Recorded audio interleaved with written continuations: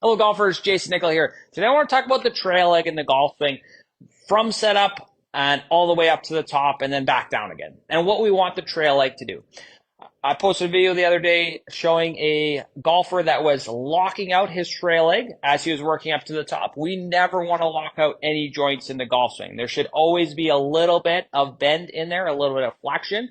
That's going to allow you to stay in the proper angles throughout the swing. Now on the other side, I see golfers that are in way too much knee bend or knee flexion at address, and then they actually never leave it all the way up to the top of their swing. You don't want that either. We want somewhere in the middle.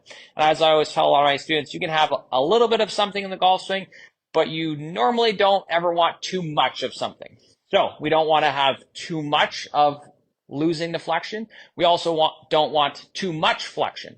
And I'm sure you've seen it if you've been around golf for a long time. There's an old image from golf magazines where your address position, you should be feeling like you're sitting down on a little bar stool. Okay, that is no longer the case. We know that for most people, that does not put our pelvis into a good position for us to be actually able to rotate off the golf ball.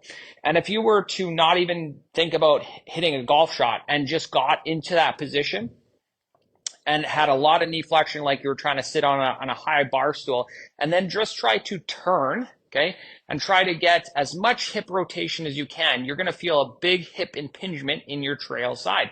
That's because of how your pelvis is seated and how your femur is going into your hip socket. Now, to get a much better position of what we're looking for, if you have your feet, knees, and hips almost over top of each other, but then go into hip hinge, okay, now into a golf posture, and then try to turn, you're going to get this ability to actually rotate much better. That's what we want in the golf swing. So when we talk about what we want the trail leg to look like at address, it's that. You want just enough flexion in there so you've got a little bit of bend in that leg. And then in the backswing, you want to feel like your trail hip is getting taller, but not locking out as you work up to the top. That way you can get the maximum amount of hip turn that you can, which is going to give you the best hand depth that you can. Most amateur golfers are lacking hand depth. You can get better hand depth by having proper position of your trail leg and how it works in the backswing so that your hips can turn fully.